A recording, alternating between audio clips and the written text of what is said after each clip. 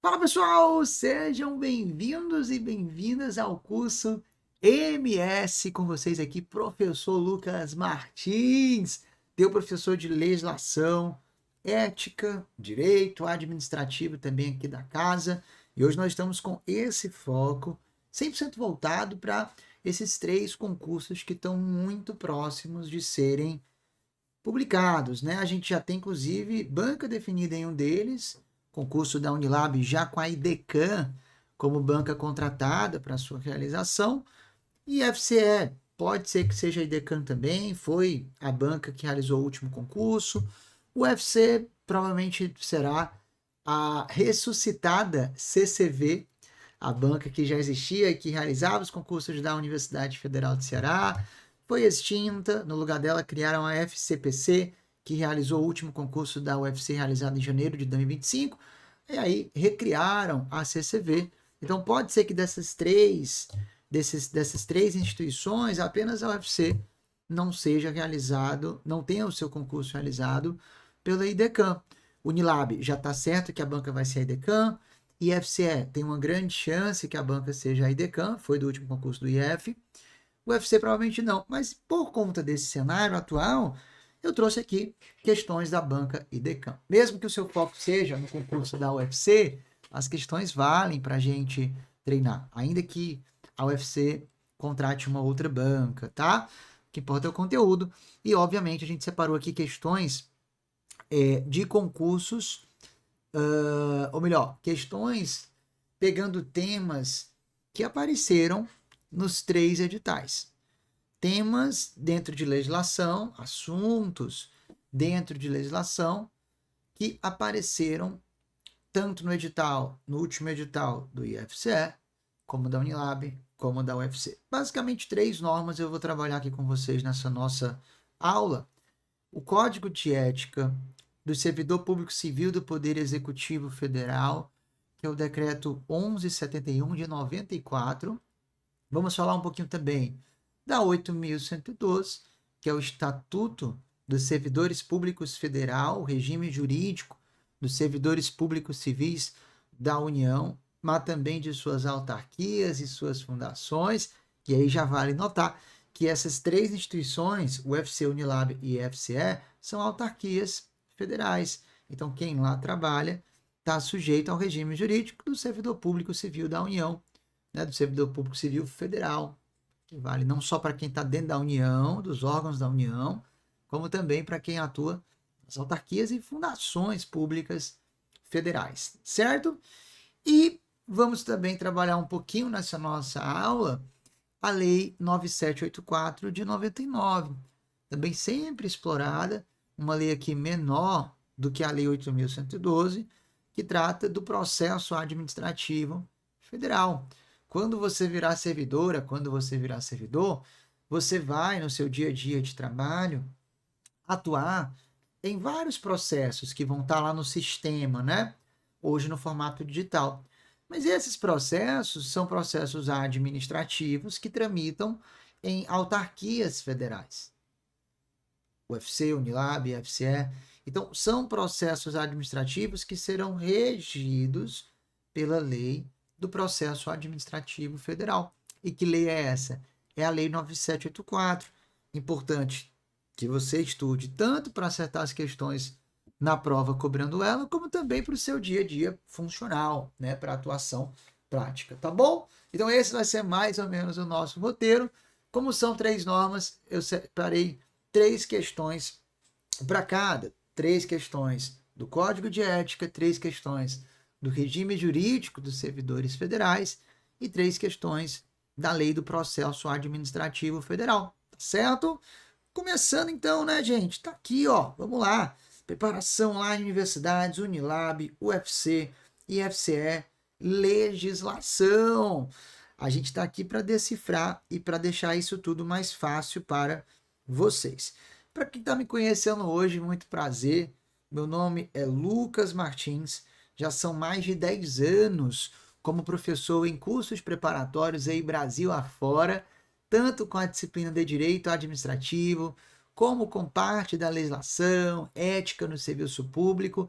E, gente, no exato momento que a gente está aqui fazendo essa aula para vocês, a gente está fazendo no dia 22 de outubro, ontem, dia 21 de outubro, foi a posse dos novos servidores da UFC, né? E aí eu fui lá na Pró-Reitoria de Gestão de Pessoal, na Progep, e foi tão legal, assim, ver alunos, inclusive eu vi ex-alunos que passaram no concurso da UFC agora de 2025, como eu encontrei servidoras que estavam trabalhando na solenidade de posse, que foram minhas alunas em 2017, 2018, e que já estão lá na UFC há um bom tempo, inclusive já na condição de servidoras estáveis, né? E aí eu postei lá no Instagram, até como um incentivo à galera que está se preparando para universidades, né? Você pergunta esse pessoal se eles se arrependem daqueles domingos de estudo, sábado de estudo, zero arrependimento. Eles estão ocupando cargo público federal, pode não ser a maior remuneração do mundo, mas é fixo, todo mês está pingando, fora as gratificações, 13º, a segurança, né, de não ser mandado embora, a carga horária de trabalho que é muito boa, flexível, dá para continuar estudando para outros concursos. Então, realmente, não dá para a gente deixar passar essa oportunidade, que é uma oportunidade 3 em 1. São 3 concursos diferentes, estamos ainda no pré-edital, então tem um tempo bacana para se preparar e as matérias são muito parecidas de um para o outro, muita coisa coincide, tá bom? Ó, tá aqui o nosso Instagram, @proflucasmartins. Eu vou te fazer um convite rápido, porém muito interessante para você. Você gosta de cor gratuita? Você gosta de coisa de qualidade e gratuita, 0800? Vou te fazer um convitezinho rápido, ó. Lá no meu Instagram, que é o @proflucasmartins, você vai ver os destaques, que são aquelas bolinhas, né? Os destaques. São aquelas bolinhas que ficam lá no nosso perfil, na bio. E nos meus destaques eu coloco os links de acesso aos meus grupos do WhatsApp. Então, por exemplo, aqui você vai ver um grupo voltado para carreira, para concursos na área administrativa, que vale também para concursos na área de universidades. Eu estou semanalmente postando e comentando questões recentes que foram cobradas em universidades, institutos federais, 0800. Se você quiser entrar nesse grupo, é só ir no meu Instagram e procurar o destaque administrativas. Agora, se o seu foco é 100% IFCE, você também vai encontrar lá um grupo só voltado para o IFCE. Se o seu foco é a Unilab, você vai encontrar lá nos destaques do meu Instagram também um grupo só voltado para a Unilab. Inclusive, nesse grupo aqui da Unilab, a gente está postando somente questões da IDECAM, que já foi definida como uma banca, como a gente acabou de falar. Lucas, e se eu quiser entrar nos 3, dá certo? Ou se eu tiver em um, eu não posso entrar no outro? Dá, você pode participar dos 3 grupos.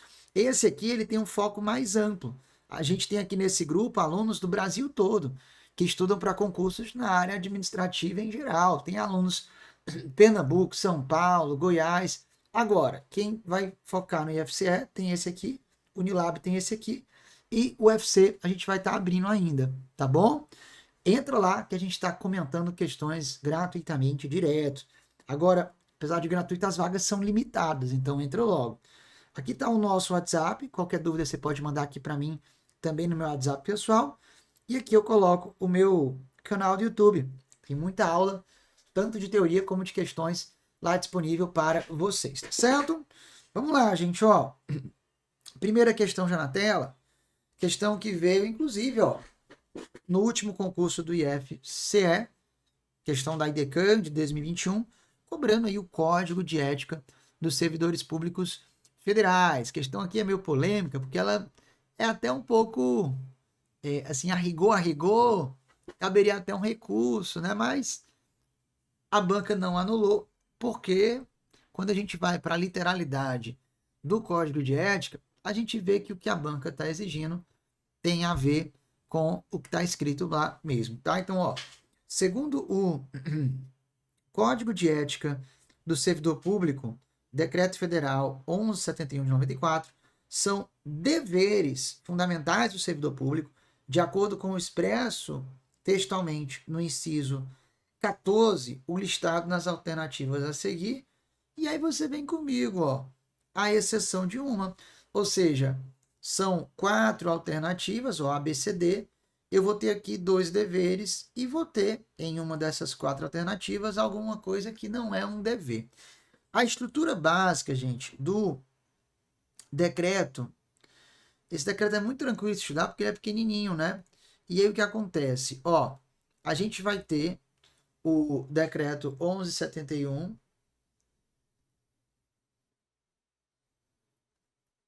que é o Código de Ética dos Servidores Públicos Federais, vai ser o seu código de ética, quando você estiver lá ocupando um cargo público federal. Amém?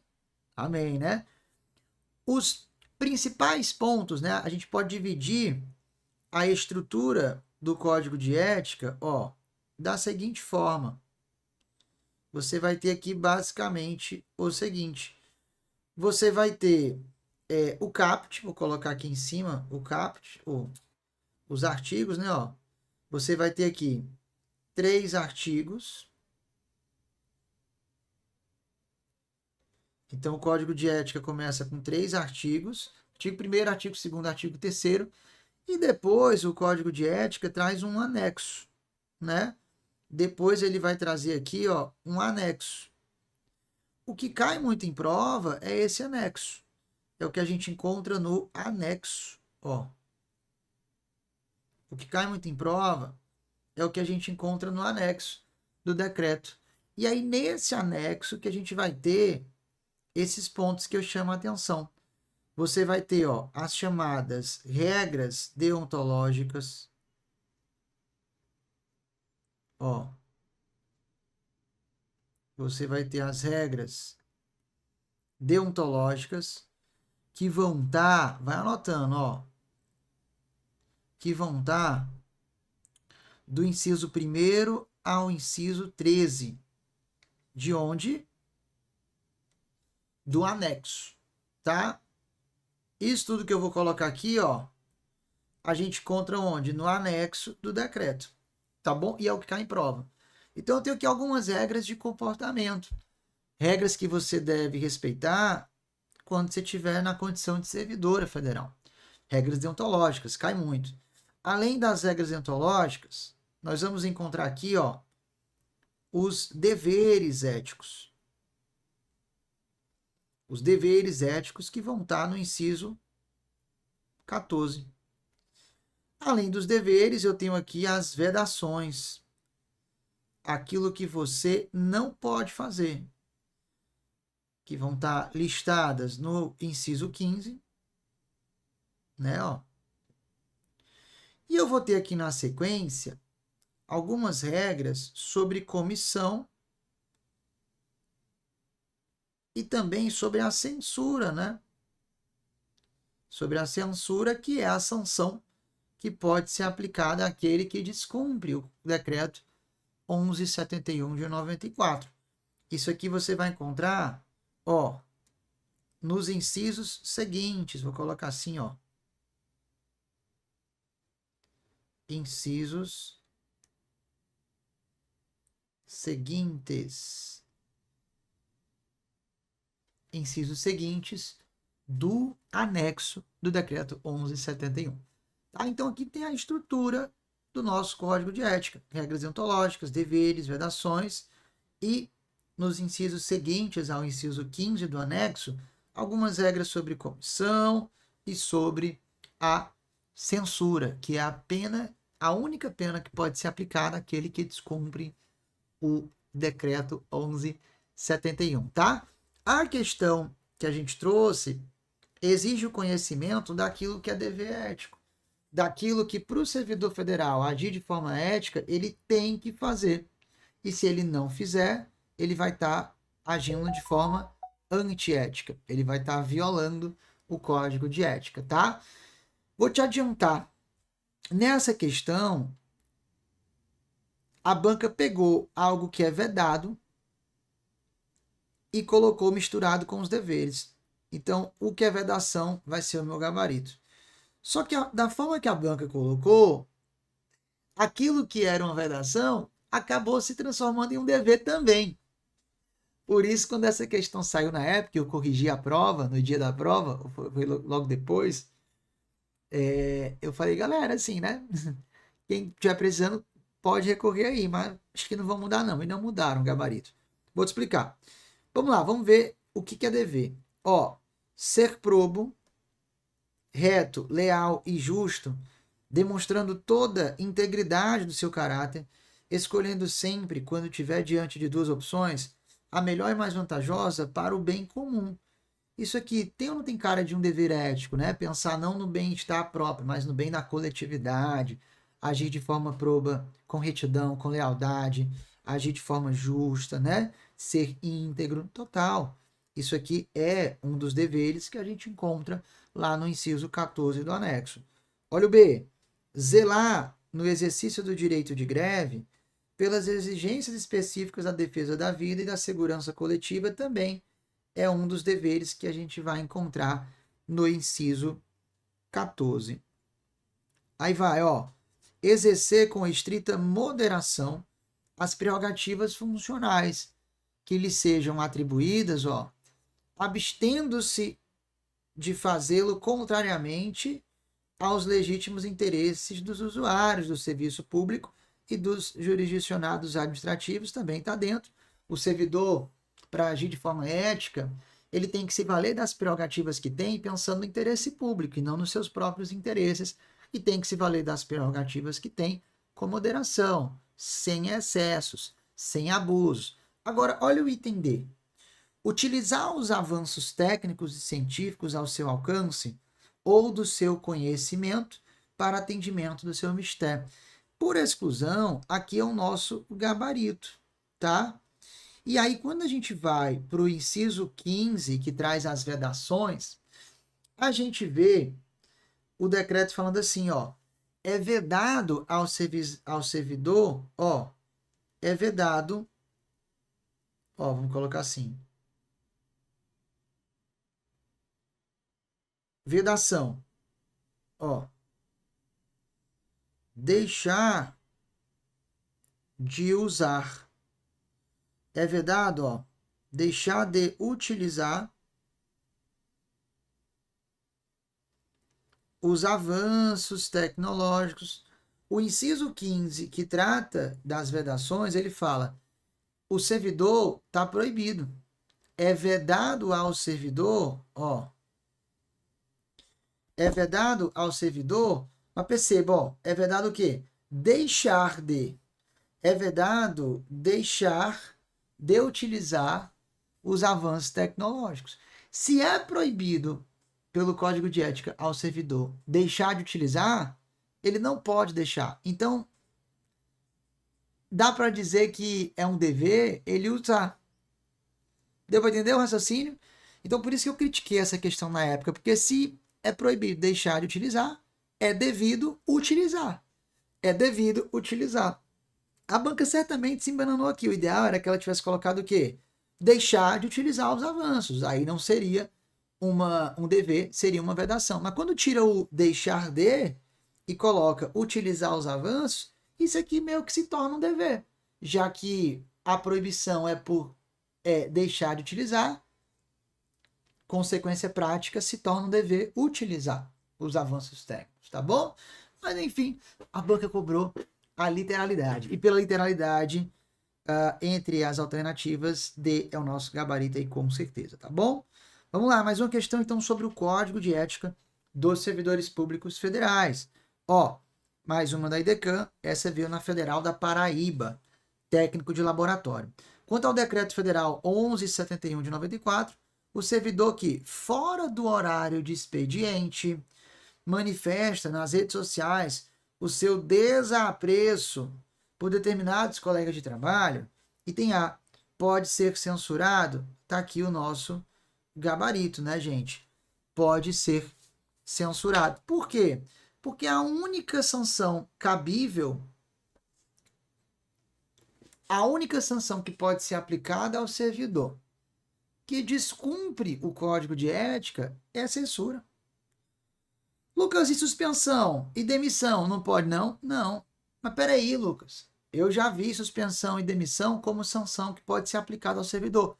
Pode, mas não pelo descumprimento do código de ética. E sim pelo descumprimento, da Lei 8.112 de 90, que é outro papo. Uma coisa é a infração administrativa disciplinar. Infração ao regime disciplinar do Estatuto do Servidor. Aí beleza.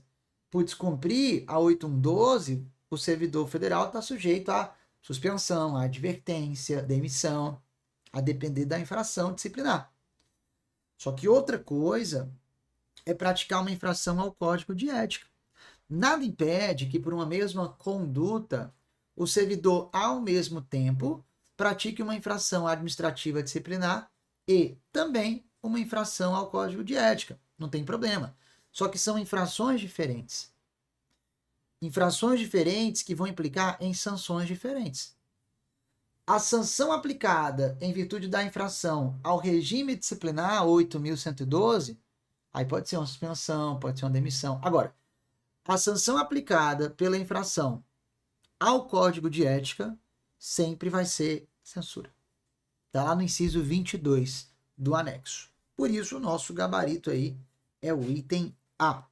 Tá bom? Bacana? Agora, por que vocês têm que estudar tanto o Decreto 1171 como a Lei 8.112? Porque vocês, virando servidoras e servidores de universidades públicas federais, vocês, por ocuparem cargo federal, vão estar regidos pela Lei 8.112.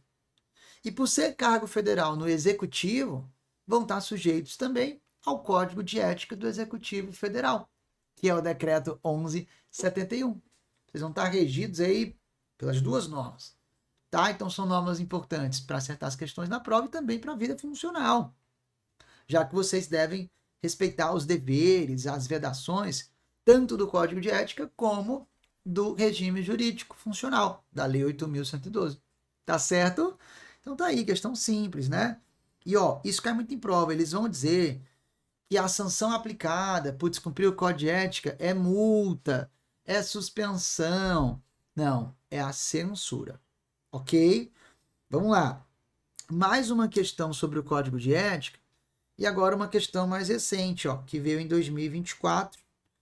Aqui, uma questão que veio para o concurso do Instituto Federal de Roraima. Olha que legal, gente. Só questão top, só questão que tem a ver aqui com o nosso evento, né? IFCE e universidades. Vamos lá. O Código de Ética Profissional do Servidor Público Civil do Executivo Federal prevê em seu capítulo 1, seção 1, regras deontológicas que...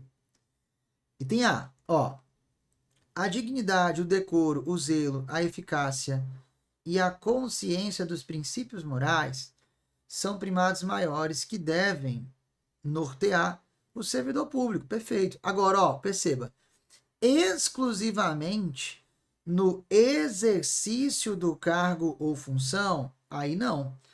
Isso deve nortear você, servidora, você, servidor, tanto no exercício do cargo como também fora do cargo, na sua vida particular. Esse papo de, no trabalho eu sou o melhor servidor público do mundo, mas quando eu estou no final de semana, quando eu estou de folga, aí, meu amigo, eu posso fazer da minha vida particular o que eu quiser. Não é bem assim, tá?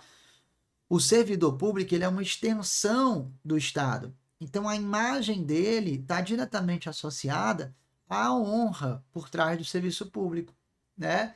Eu sempre dou esse exemplo nas minhas aulas. Você está no domingão almoçando com a família, aí você vê no restaurante que está lá o juiz, o magistrado da cidade, todo mundo conhece ele. Ele está no domingo de folga, só que ele fica embriagado, sobe na mesa. Aí você chega para os seus familiares, ó, tá vendo? Por isso que o pai não vai para frente. Olha ali como é que tá a justiça brasileira. A imagem do servidor público está associada ao serviço público, né? Então, exatamente por isso, as regras deontológicas, elas se estendem à vida particular do servidor. Elas devem ser respeitadas não exclusivamente no exercício do cargo, mas também fora dele. Tá bom? Bacana. Então, ó, por conta dessa parte em vermelho, o item A está falso. Por conta dessa partezinha em vermelho, o item A não é o nosso gabarito. No exercício do cargo ou função ou fora dele também. Por item A. Por item B, né? Ó, a moralidade da administração pública se limita à distinção entre o bem e o mal? Errado por conta disso, é exatamente o contrário, ó. Não se limita. Vou até anotar aqui para você, ó. Ó.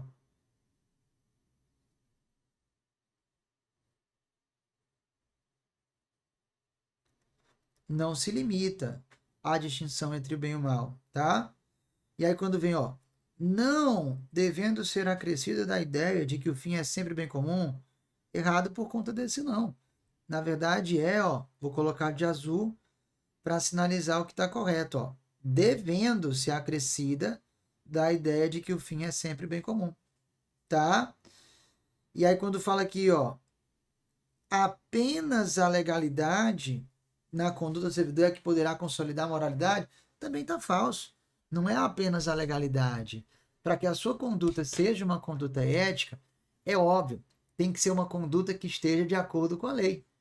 Mas nem tudo que é legal é moral. Já ouviu falar nisso, né? Nem tudo que é legal é moral. Para que a minha conduta como servidor público seja ética, o primeiro passo é estar de acordo com a lei. Mas não basta estar de acordo com a lei para ser uma conduta ética, tá? Não basta estar de acordo com a lei para ser uma conduta ética. A gente tem que verificar ainda a distinção entre bem e mal, entre conveniente e inconveniente, oportuno e inoportuno, honesto e desonesto. Você, servidora, no seu dia a dia funcional, você tem que estar sempre se perguntando, pô, isso que eu vou fazer está na lei, beleza, mas será que nesse contexto é algo honesto? É algo correto, né? É esse pensamento, somado à conduta pautada na legalidade, a soma disso que traz aí uma conduta ética. Tá bom? Beleza? Isso também tá onde, galera? Isso tudo aqui, ó, são as regras deontológicas que você vai encontrar, ó, são as regras deontológicas que a gente vai encontrar onde? Inciso 1º ao 13, lá do anexo. E cai muito. Vamos para a próxima. Ó, em toda e qualquer situação, as investigações policiais ou interesse superior do Estado e da administração pública serão preservados em processo previamente declarado sigiloso, nos termos da lei. O erro está nesse em toda e qualquer situação. Generalizou. Há ressalvas, há situações onde não vai ter o sigilo, vai ser a informação vai ser divulgada, tá? Há exceções. Vamos colocar assim, ó. Ó.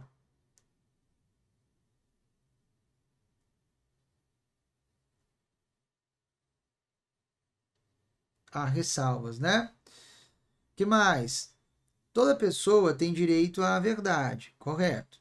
O servidor só pode omiti-la ou falseá-la caso seja contrária aos interesses da própria pessoa interessada. Gente, ainda que a verdade seja contrária aos interesses da pessoa interessada, não pode omiti-la. Não pode falseá-la. Então, isso aqui está errado. Ó. Só pode omiti-la ou falseá-la caso seja contrária aos interesses, ó. Caso seja contrária aos interesses da própria pessoa interessada ou da administração pública, errado. O que o Código de Ética diz é o seguinte, ó. Vamos por partes. O que é uma conduta ética? Uma conduta pautada na mentira ou pautada na verdade? É óbvio que uma conduta pautada na verdade, né? Então, a verdade sempre tem que ser dita.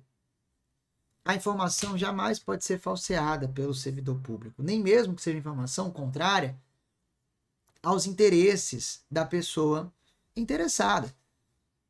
É só você lembrar do seguinte: um médico pode mentir para o paciente? Ainda que a verdade seja péssima, ainda que o diagnóstico seja horrível para o paciente, o cara está com câncer terminal. E aí, o interesse do paciente é ouvir que ele não tem câncer, mas ele está com câncer terminal. Pode o médico omitir a verdade, né? Por ser muito dura ao paciente? Claro que não. O mesmo vale para o servidor. Por pior que seja a verdade para o administrado que tenha interesse, ou até para a administração, o servidor sempre tem que falar a verdade, galera. Tá certo? Por isso, errado o item D e sobrou o item E. É o nosso gabarito. Ó, a função pública deve ser tida como exercício profissional e, portanto, ó, se integra na vida particular de cada servidor público. Eu vou até enfatizar, porque a gente falou disso. Ó. Se integra na vida particular. Ou seja, faz parte, né, da vida privada de cada servidor público. Assim, os fatos e atos verificados na conduta do dia a dia em sua vida privada, ó, perceba, poderão acrescer ou diminuir o seu bom conceito na vida funcional. Pode marcar, tá aí o nosso gabarito. E aí, com isso, a gente fecha as 3 questões aqui, ó, sobre o Código de Ética, Decreto 1171. Uma misturando deveres com vedações, outra falando sobre a censura, e a outra sobre as regras deontológicas para dar uma boa revisadinha. Top? Beleza? Vamos para a próxima. Ó.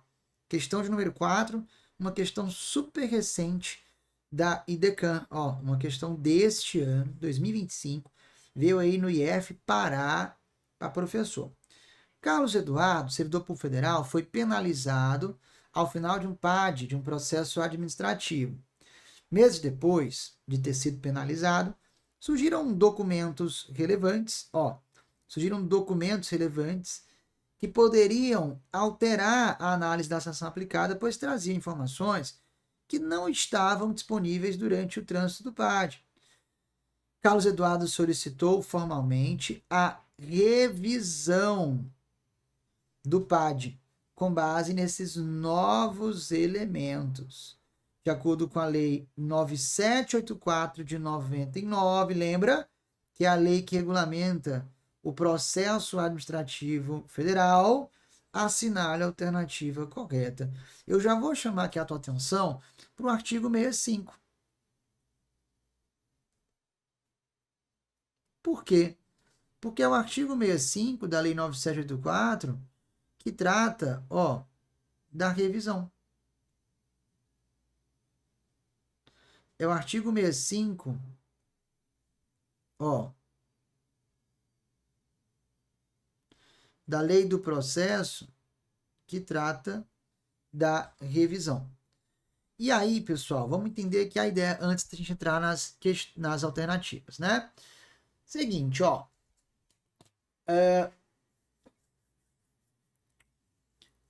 Quando um processo administrativo é decidido e traz alguma penalidade ao servidor, o servidor ele tem a opção de entrar com um pedido de reconsideração ou de interpor um recurso.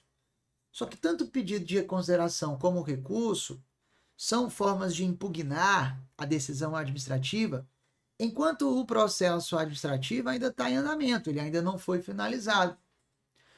Porém, existe uma terceira forma de impugnar uma decisão administrativa depois que o processo já terminou, que é o pedido de revisão daquele processo já findo, já finalizado. Agora, para que o sujeito possa pedir a revisão do processo administrativo, ele tem que ter um elemento novo, ele tem que ter um documento, né, alguma coisa que não foi utilizada no processo. Isso às vezes acontece. O sujeito é demitido do cargo público, aquele PAD já foi finalizado, e aí um ano depois ele está lá fazendo uma faxina na casa dele, tirando um bocado de papel de um gaveteiro, aí acha um documento que prova que ele não praticou aquela infração pela qual ele foi demitido, a partir da qual ele foi demitido. Então ele achou um fato novo. Ele achou um fato novo que prova que ele era inocente, ou pelo menos reduz a pena. O que ele pode fazer? Pedir a revisão daquele processo. Agora, muito cuidado. Quando é aberto um processo de revisão de um processo administrativo, de duas uma. Ou vão manter a decisão do mesmo jeito, não vão reformar, não vão alterar a decisão, vão mantê-la incólume. Ou, se forem alterar essa decisão administrativa, tem que ser uma alteração que melhore a situação daquele que pediu a revisão. A decisão não pode ser reformada, não pode ser alterada em prejuízo daquele que pede a revisão. Ou mantém como está, ou altera para melhorar, em benefício daquele que pede a revisão. Jamais em prejuízo daquele que está pedindo a revisão. Tá certo?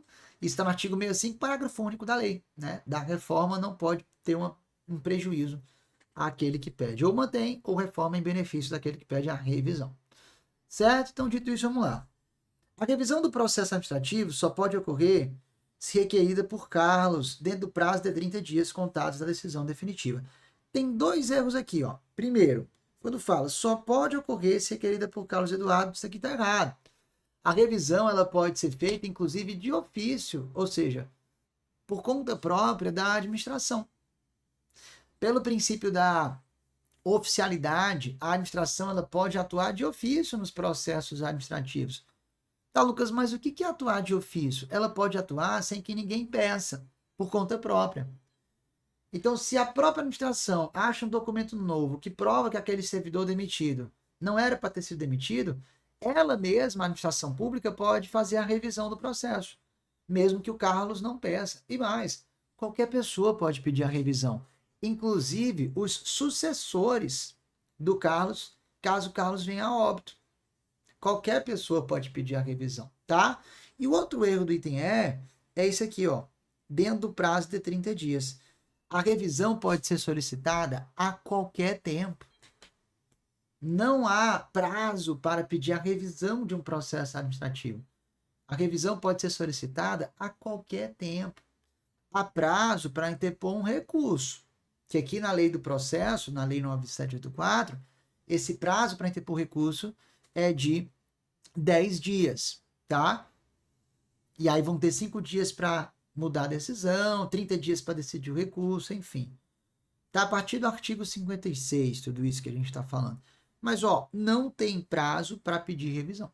A revisão pode ser requerida por qualquer pessoa, inclusive pode ser realizada de ofício pela administração, e a revisão ela pode ser solicitada a qualquer momento. Tá? Isso está no artigo 65, por isso está errado. Olha o item B. A administração pública está impedida de revisar o processo após o trânsito em julgado? Não está impedida.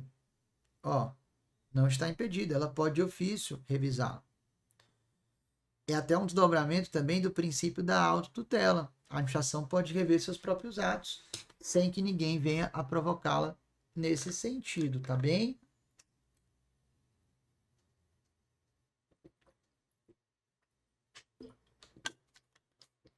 Aí vamos lá, ó. A revisão do processo administrativo só pode ocorrer quando solicitada pelo próprio servidor penalizado? Falso. Já expliquei. Né? Não sendo admitida, a abertura de ofício pela administração pública é admitida. Princípio da oficialidade, princípio da autotutela. D. Caso a revisão do processo seja acolhida, É possível aumentar a penalidade? Não, não é possível aumentar a penalidade, porque aumentando a penalidade, a reforma da decisão vai estar sendo em prejuízo. E não pode. A reforma só pode ser em benefício daquele que pede. É possível reduzir a penalidade, ou até mesmo inocentá-lo, mas aumentar, não. Aqui, inclusive, ó, tome nota, é um princípio que a gente chama de princípio da vedação, ó, a reforma em prejuízo daquele que pede a reforma. Só que em provas mais sofisticadas aparece em latim, ó. Princípio da reforma em prejuízo aparece em latim assim, ó. Princípio da reformatio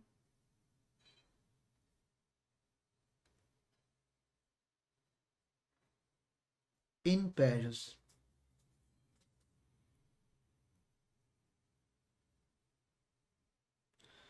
É o princípio da vedação a reformatio in pejus.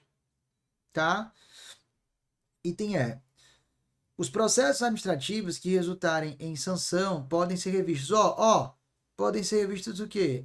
A qualquer tempo, a pedido ou de ofício, desde que surgirem fatos novos ou circunstâncias relevantes que justifiquem a adequação da sanção, sendo vedado o agravamento da penalidade aplicada, como a gente acabou de trabalhar. Então, perfeito, né? Ó. Tá aqui no item E o nosso gabarito, tranquilo? Vamos para a próxima, questão 5, mais uma, sobre a Lei do Processo Administrativo Federal, mais uma de 2025 da IDECAM. Essa veio aqui na UFSBA, ó, para assistente em administração. A Lei Federal 9784, que regula o processo administrativo no âmbito da administração pública federal, nos diz que as atividades de instrução destinadas a averiguar e comprovar os dados necessários à tomada de decisão realizam-se de ofício ou mediante impulsão do órgão responsável pelo processo, sem prejuízo do direito dos interessados. Aqui, mais uma vez, o princípio da oficialidade, que a gente também chama princípio do impulso oficial. Assim está correto apenas o dito em. Vamos lá, item A. A abertura da consulta pública será objeto de divulgação pelos meios oficiais, a fim de que pessoas físicas ou jurídicas possam examinar os autos, fixando-se prazo de 5 dias úteis para oferecimento de alegações escritas. O erro está no prazo, aqui esse prazozinho não é de 5 dias úteis, trocaram. Olha o B. Os resultados da consulta e da audiência pública. Lucas, qual é a diferença, né? Na audiência pública, o cidadão ele vai pessoalmente. Geralmente realizam audiências públicas na Câmara Municipal, na Assembleia. Então, na audiência pública, ele dá o pitaco dele verbalmente. Na consulta é por escrito. Então, ó, deixa eu voltar aqui para a tela. Os resultados da consulta e da audiência pública e de outros meios de participação de administrados deverão ser apresentados com indicação do procedimento adotado em meios de comunicação de massa. Ó, o erro está aqui. Tá? Pelo consto na lei, salvo engano, é no diário oficial, na imprensa oficial, e não meios de comunicação de massa. Vamos aqui para o item C. Antes da tomada de decisão, diante da relevância da questão, deverá ser realizada a audiência pública para debates sobre a matéria do processo. Ó, não é deverá. A audiência pública é uma discricionariedade. É opcional. Não é obrigatória. Item D. Os atos de instrução que exijam a atuação dos interessados devem realizar-se de modo menos oneroso para estes. Perfeito. Quanto menos gravoso for ao administrado, melhor. Isso aqui tudo, gente, ó. Ó, o erro aqui embaixo está no confere a condição de interessado. Não. Tudo isso é a parte da instrução, que você vai achar do artigo 29 até o artigo 40.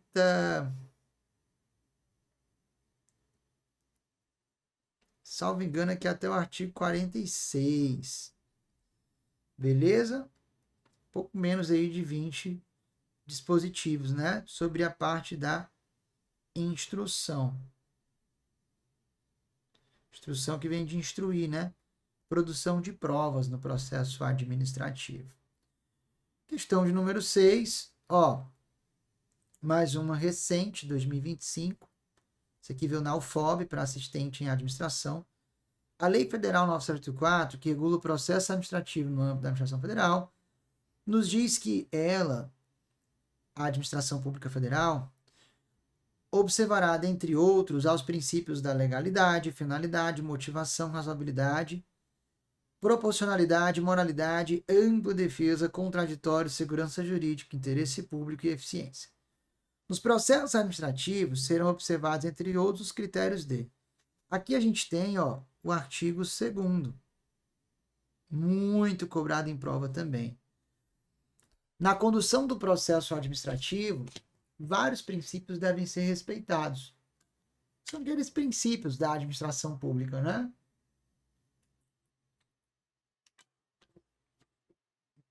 Só que além desses vários princípios, turma, a gente tem uma série de critérios no parágrafo único do artigo 2º. Por trás desses critérios, a gente tem princípios também de forma implícita lá, né? E caem muito esses critérios, então, ó, atenção. Uso da analogia, ainda que em malam partem, dentre outros, você não encontra isso. E ainda que a analogia seja um mecanismo, né, seja um instituto utilizado para evitar antinomias jurídicas, não posso utilizar analogia em malam partem, ou seja, em prejuízo. Adequação entre meios e fins, correto. Isso aqui é um desdobramento, ó, do princípio da razoabilidade, princípio da proporcionalidade. Vedada imposição de obrigações, restrições e sanções em medida superior àquela estritamente necessária ao atendimento do interesse, entre outros, correto. Provavelmente está aqui o meu gabarito. Aqui é um desdobramento, ó, do princípio da razoabilidade, que a gente também pode chamar, ó,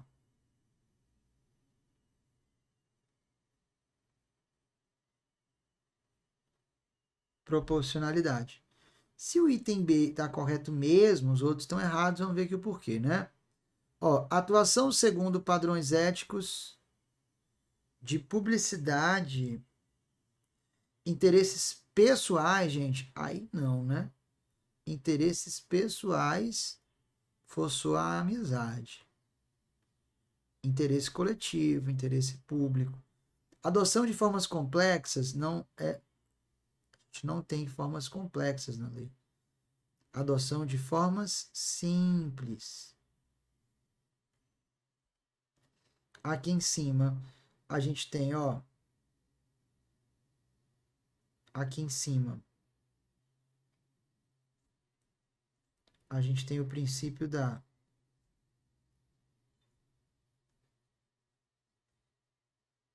moralidade.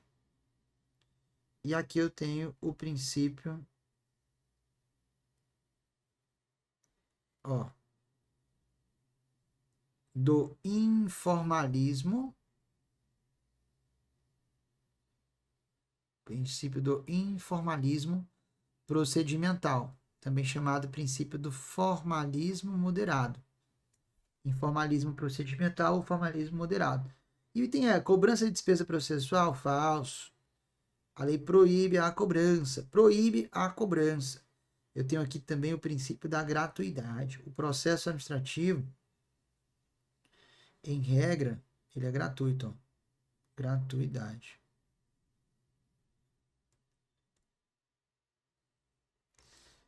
Certo? Então aqui razoabilidade, proporcionalidade. Aí, mais uma questão. E agora a gente entra, turma, nas 3 últimas questões aqui da aula, voltadas para a Lei 8.112/90, que é o Estatuto do Servidor Público Federal. Vamos nessa? Ó, vamos nessa. Ah, deixa eu falar aqui uma coisa. É bem provável que eu faça um desafio nos próximos dias, de aulas lá no meu canal do YouTube, que não vão ficar salvas, para a gente dar uma boa trabalhada em cada uma dessas normas. Eu ainda estou definindo o formato, mas talvez seja teoria resumida com questões. Cada dia vai ser uma lei e é gratuito. O dia que eu vou estar divulgando esse desafio universidades? Lá no meu Instagram, @proflucasmartins, e nos grupos do WhatsApp. É legal estar no grupo porque no Instagram, o fato de você me seguir não é certeza de você ver o que eu posto, porque o Instagram reduz o alcance das nossas postagens. Então, já entre nos grupos que a gente vai estar provavelmente fazendo um desafio bem legal. Eu fiz um desafio para o TJ Ceará, foram 10 dias de aula gratuita, 5h25 da manhã. O pessoal acordava estando comigo. A gente batia às vezes 100 alunos ao vivo, era muito massa. E eu estou pensando em fazer agora, nesses últimos dias de outubro, o desafio Universidades IF. Então, para você participar, entrar nos grupos, tá? Acho que você vai gostar bastante. Vamos lá, ó. 2024, DECAN, Lei 8.112, segundo o regime jurídico único dos servidores civis da União, autarquias e fundações federais, no que tange à reversão. Ó, a reversão é uma das formas de provimento de cargo público. O que é provimento? Estou chegando agora, Lucas. Provimento é preenchimento. Quando você passar no concurso, vão publicar uma portaria nomeando você. A nomeação é um ato que faz você preencher um cargo, faz você ocupar um cargo que você não ocupava até então. A nomeação é uma forma de preenchimento de cargo, é uma forma de ocupação de cargo, é uma forma de provimento. Mas não é a única. Eu tenho aqui, ó, como formas de provimento, ó, como formas de provimento de cargo público, você tem a nomeação, mas você tem outras, ó. Você tem a promoção, você tem a readaptação,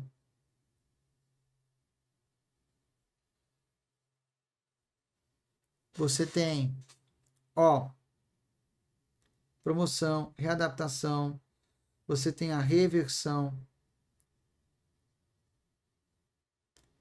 você tem a reintegração,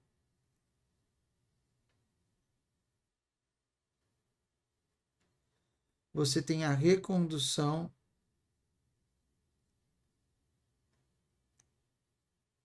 e você tem o aproveitamento. Cai muito isso aqui.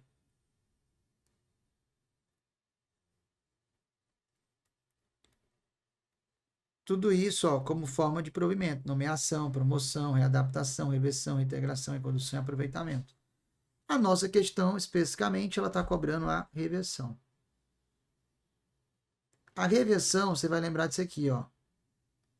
Na reversão que a gente tem, ó, é o seguinte, é a volta do aposentado.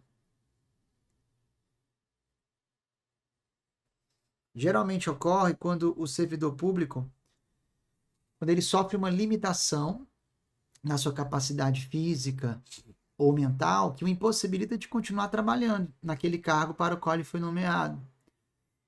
Aí ele é aposentado por invalidez, só que depois ele volta a estar apto, ele volta a ficar apto a trabalhar. Aí ele volta a ocupar o cargo do qual se aposentou. A volta ao cargo daquele que dele se aposentou, a gente chama de reversão. Então envolve aposentadoria, né? Ó, vamos lá. E tem a reinvestidura do servidor estável no cargo anteriormente ocupado, quando invalidada, ó, a sua demissão, aqui já não é a reversão, aqui é outra forma de provimento. Aqui, ó, é a reintegração.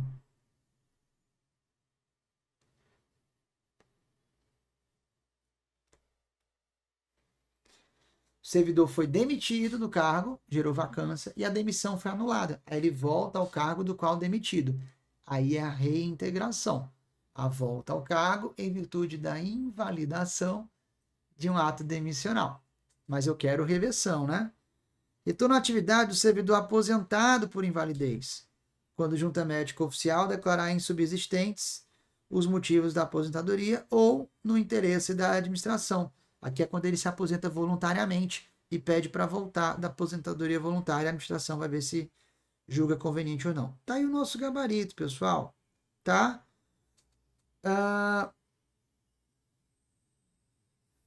O erro aqui do item C tá nesse medida judicial. Não é medida judicial, ó, é junta médica oficial, é uma decisão administrativa. E os outros estão errados por quê, professor? Vamos lá, ó. Será efetivada em cargo de atribuições afins? Isso aqui, ó, tá ligado à readaptação.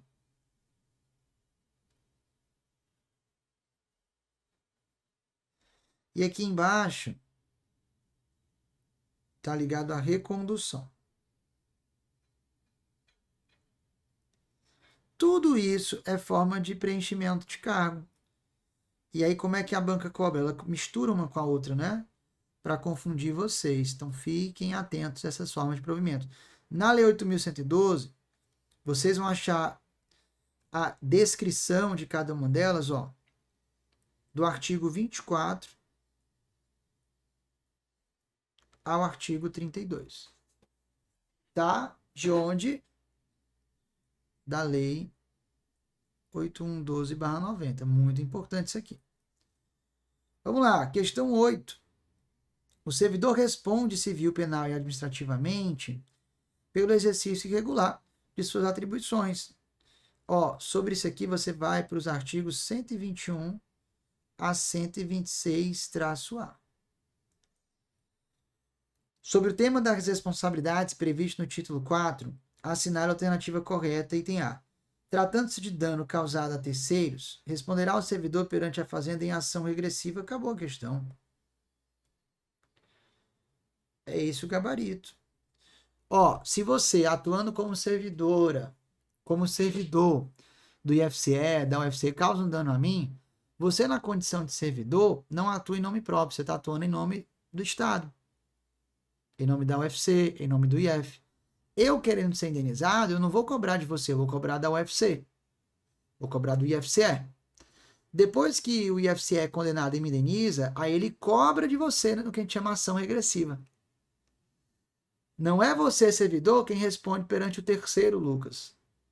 É o Estado, já que você, como servidor, atua em nome do Estado. Foi o Estado que causou o dano a mim, e não você.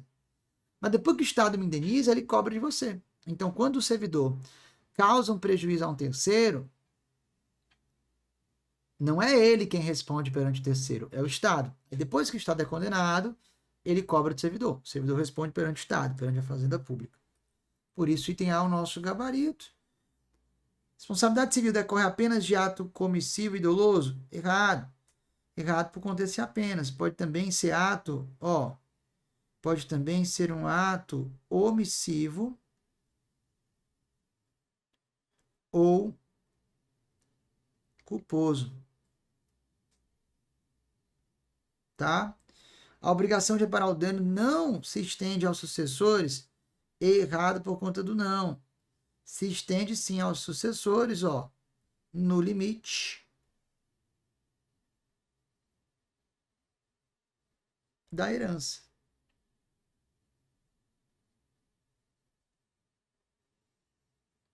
Artigo 121 a 124, a 126A. As sanções civis, penais e administrativas não poderão acumular-se, errado, porque poderão, tá? São independentes entre si? São. E exatamente por serem independentes, o servidor, por uma mesma conduta, pode praticar infrações diferentes que vão implicar em sanções diferentes. O sujeito é punido na esfera administrativa com uma demissão, na esfera penal com a reclusão, com a detenção, ficando preso. Possível, né? O servidor poderá ser responsabilizado civil, penal, administrativamente por dar ciência à autoridade superior ou quando houver suspeita de envolvimento dessa, a outra autoridade competente para apuração de informações concernentes à prática de crimes ou improbidade que tenha conhecimento, ele não poderá responder por isso. Responder por estar denunciando, entre aspas, um ato irregular? Não. Isso aqui é uma forma de estimular o servidor a representar contra ilegalidades que ele presenciar. Tá bom? Então, pelo tempo, não vou esticar muito, mas está tudo aqui, ó, do artigo 121 ao 126A. E a nossa questão de número 9, uma questão envolvendo aí o regime disciplinar do servidor público sobre a demissão no serviço público. Analise as afirmativas a seguir. A demissão será aplicada no caso de continência pública? Errado, porque não é continência, é incontinência pública. Essas situações onde o servidor é demitido, você encontra no artigo 132. Então, eu já tiro aqui o A, já tiro aqui o B, já tiro aqui o D. Já sei que o 2 está correto, né? Resta ver se o 3 está correto. A demissão será aplicada no caso de acumulação de funções. Quer dizer, a banca considerou isso aqui errado porque o que a lei fala é a acumulação de cargos. E também, turma, tem exceção, né? Se forem, por exemplo, 2 cargos na área da saúde, o servidor não é demitido. Porque, nesse caso, é possível acumular 2 cargos na área da saúde desde que haja compatibilidade de horário e respeito ao teto remuneratório. Então, é exatamente por isso o nosso gabarito aqui da 9. Não, peraí, que tem uma coisa aqui errada.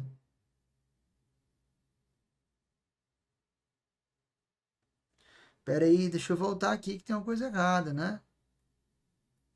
Eu disse que o 2 tem que estar correto, mas não. Vamos ver que o 2.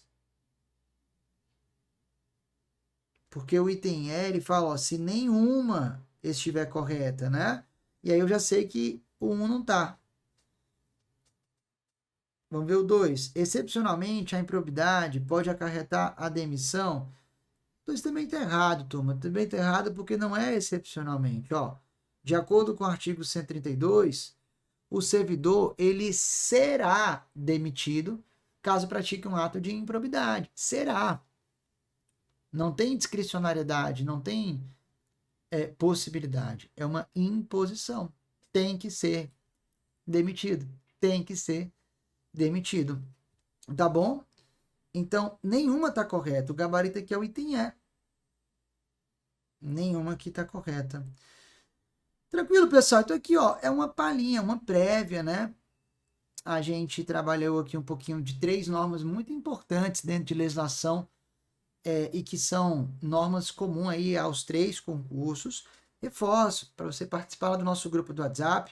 Os links estão aqui. Mas, ó, o principal reforço que eu quero fazer hoje é de você não esperar o edital ser publicado para começar a estudar. Tem muita gente estudando para esses concursos já há muito tempo. Então, ó, preste bem atenção. Você está tendo aqui agora a melhor oportunidade do curso MS. Uma baita promoção, né? Ó, a gente está com esse descontaço, vou até sair para você ver melhor. E certamente aqui na descrição desse nosso vídeo tem o link para você já começar a estudar agora, tá? Você tem aqui, ó, tanto o curso de conhecimentos específicos, né, ó, enfermeiro, assistente social e técnico de enfermagem, como também o curso de conhecimentos gerais. E, gente, os 2 estão com um desconto. Ó, os 2 estão com desconto. O curso de conhecimento específico de 2029 tá por 749 com todas as matérias, tá? Ou 6 vezes de 124 sem juros. Ó, que beleza. Dividir até 6 vezes sem juros. Já o de conhecimentos gerais, e aí entra legislação, né? De 800 reais está saindo por quase pela metade do preço, ó. 449 à vista, em até 6 vezes de R$ 74,83, né? Isso aqui, conhecimentos gerais, ó, da Unilab, tá? Da Unilab. Bacana. Gente, oportunidade fantástica. Não deixe para estudar depois que o edital for publicado, certo? Foi bom estar com vocês. Um grande abraço. E a gente se encontra aqui no curso MS com as nossas aulas mais detalhadas sobre cada uma dessas normas. Um abraço e até lá.